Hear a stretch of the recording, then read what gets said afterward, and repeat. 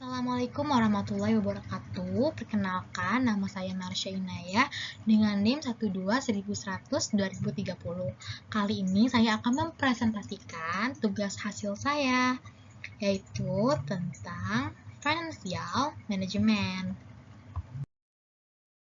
Saya akan membahas tentang apa itu definisi manajemen keuangan. Jadi, manajemen keuangan adalah kegiatan yang meliputi perencanaan, pengelolaan, dan penyimpanan, hingga mengendalikan dana serta aset perusahaan. Pengelolaan keuangan harus dihandle dengan perencanaan yang matang agar tidak menimbulkan masalah di kemudian hari yang merugikan perusahaan. Selanjutnya, yang aku bahas ialah fungsi manajemen keuangan. Berikut 5 fungsi adanya manajemen keuangan dalam perusahaan. Yang pertama, fungsi manajemen keuangan ialah planning. Planning atau perencanaan adalah fungsi pertama dari manajemen keuangan. Fungsi pertama ini mengatur beberapa hal diantaranya uang kas, merencanakan arus kas perusahaan, dan menghitung laba rugi perusahaan. Dengan adanya perencanaan, perusahaan juga bisa menyiapkan dana yang akan dialokasikan sesuai dengan perencanaan yang sudah ditentukan oleh perusahaan.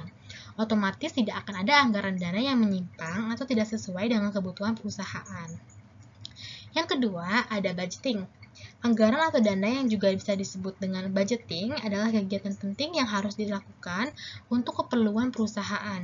Biasanya alokasi dana ini dilakukan seminimal mungkin dengan anggaran dana yang ada. Yang ketiga ialah controlling. Pengontrolan atau evaluasi terhadap keuangan perusahaan adalah fungsi selanjutnya dalam manajemen keuangan. Kehadiran evaluasi dibutuhkan untuk memperbaiki sistem keuangan perusahaan. Selanjutnya ialah ada auditing atau pemeriksaan. Selain evaluasi, manajemen keuangan juga berfungsi untuk auditing atau pemeriksaan keuangan perusahaan agar tidak terjadi penyimpangan. Pemeriksaan keuangan ini harus sesuai dengan kaidah akuntansi. Yang kelima ialah ada reporting. Fungsi yang terakhir adalah reporting atau laporan keuangan. Reporting dilakukan secara terbuka dan juga transparan.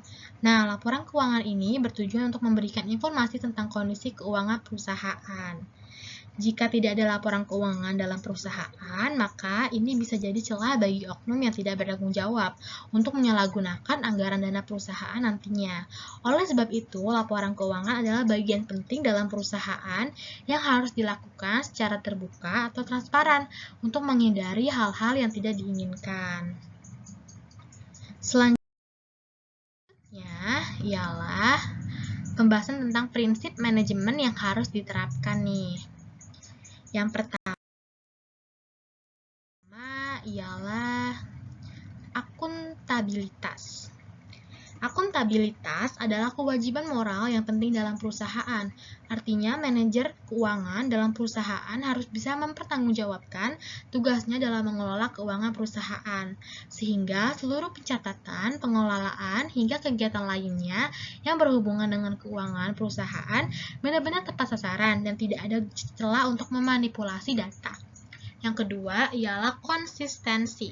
Jika sistem keuangan dalam perusahaan tergolong stabil, maka perusahaan harus menerapkan sistem tersebut secara konsisten. Sebaliknya, jika terdapat penggunaan data yang tidak stabil, maka perusahaan harus segera mengganti sistem keuangan tersebut. Selanjutnya ialah transparansi. Transparan atau terbuka adalah prinsip penting dalam mengelola keuangan. Agar prinsip ini berjalan dengan benar, biasanya perusahaan akan menyediakan informasi tentang aktivitas keuangan perusahaan kepada setiap manajer yang berkepentingan.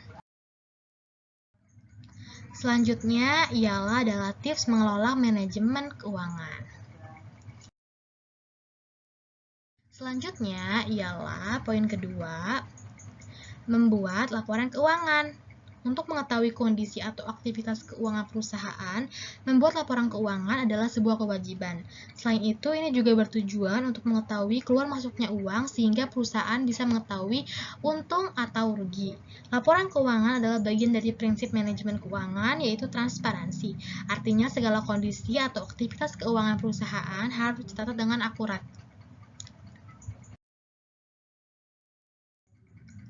Selanjutnya ialah ada membuat catatan proyeksi arus kas.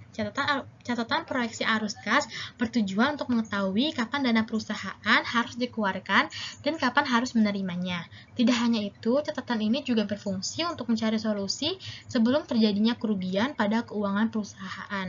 Selain itu, menyiapkan strategi agar meraup keuntungan, faktanya setiap perusahaan juga memiliki strategi jika suatu saat mengalami kerugian. Karena kerugian tidak bisa diprediksi kapan datangnya, maka dalam manajemen keuangan harus membuat catatan proyeksi arus kas. Bayangkan jika sebuah perusahaan tidak memiliki catatan proyeksi arus kas, otomatis perusahaan tidak memiliki panduan tentang kondisi keuangan. Akibatnya perusahaan mengalami kerugian hingga bangkrut karena terlambat mencari solusi.